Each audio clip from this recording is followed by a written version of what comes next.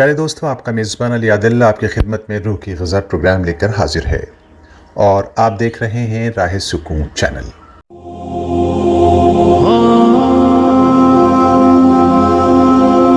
دوستو، اللہ کی ناراضگی کی نشانیوں کے بارے میں جب ہم غور کرتے ہیں تو ہمیں حضرت موسیٰ علیہ السلام کا وہ واقعہ یاد آتا ہے کہ ایک مرتبہ حضرت موسیٰ علیہ السلام نے اپنے رب سے پوچھا کہ اے میرے پروردگار، آپ کی ناراضگی والی نشانیاں کون سی ہیں جس سے ہم پہچان سکیں، ہمیں بتا دیں۔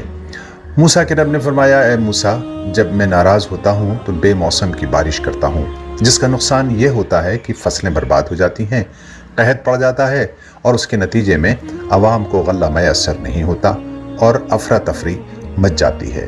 دوسرے، میری ناراضگی کی نشانی یہ ہے کہ میں حکومت نااہلوں اور بے وقوفوں کو دے دیتا ہوں، اور ظاہر ہے پھر ان کی نااہلی اور نادانی کی وجہ سے زمین میں موجود قدرتی ذخائر عوام کو نفع نہیں پہنچاتے۔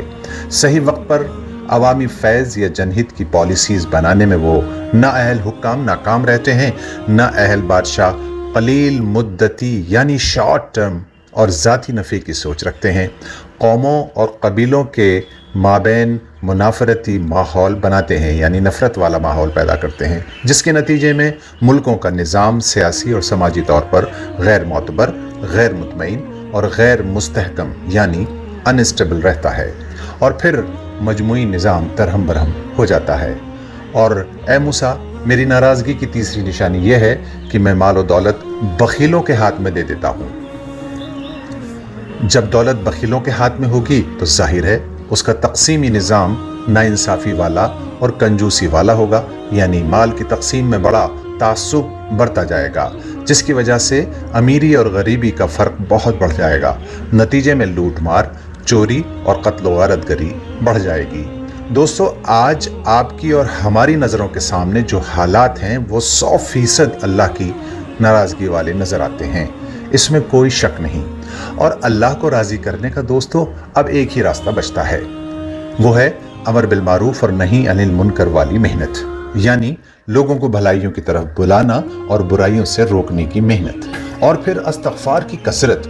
اور ایک بہت اہم اور ضروری بات، اگر ہم اللہ کے غصے کو ٹھنڈا کرنا چاہتے ہیں دوستو، تو ہم اللہ کے نام پر اپنی مرغوب اور پسندیدہ چیزیں صدقہ کرنا شروع کر دیں اور اس کی عادت بنا لیں۔ مگر ہمارا معاملہ بالکل اس کے پلٹ ہے۔ جب ہم لوگوں کو راضی کرنے چاہتے ہیں تو عمدہ سے عمدہ اور نفیس سے نفیس چیز ان کو ہدیہ کرتے ہیں، لیکن جب اللہ کے نام پر کوئی صدقہ کرنے کی باری آتی ہے تو پھٹی پرانی قمیص، ریجیکٹڈ پینٹ، 3 بار کے سلے پرانے جوتے، پرانی چادر، لحاف، گدے وغیرہ دیتے ہیں، اور پھر لینے والے پر زندگی بھر کا احسان۔ اگر میاں جی کے کہنے پر وہ غریب نہ آئے تو بس گنانے لگتے ہیں پھٹے پرانے کپڑوں اور باسی کھانے کے احسان کو۔ ذرا سوچو، اللہ اس سے راضی ہو جائے گا؟ ہرگز نہیں، الٹا ناراضگی کا سبب ہو سکتا ہے۔ اے میرے پیارے دوستو، ذرا سوچو تو صحیح، کیا اس نوعیت کے اعمال سے اللہ کا غصہ ٹھنڈا ہوگا؟ اللہ فرماتا ہے، وَلَا تَيَمَّمُوا الْخَبِيثَ مِنْهُ، جب اللہ کے لیے خرچ کرنے کی باری آئے تو گھٹیا چیز کا ارادہ نہ کیا کرو۔ دوسری جگہ اللہ تبارک و تعالیٰ ارشاد فرماتے ہیں، یا ایھا الذین آمنوا انفقوا من طیبات ما کسبتم، اے ایمان والو، جو تم کماتے ہو اس میں سے طیب یعنی صاف ستھرا اور عمدہ مال اللہ کی راہ میں دیا کرو۔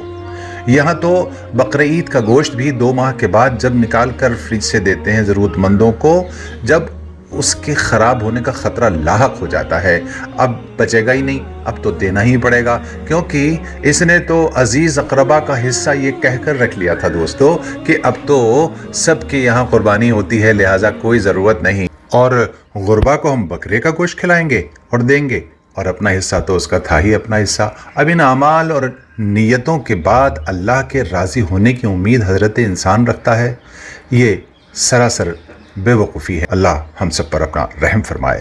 اللہ پاک ہم کو اپنی رضا والے اعمال کی توفیق عطا فرمائے، اور مرغوب اور محبوب اور صاف ستھری چیزیں اللہ کے لیے صدقہ کرنے کی ہم سب کو توفیق عطا فرمائے۔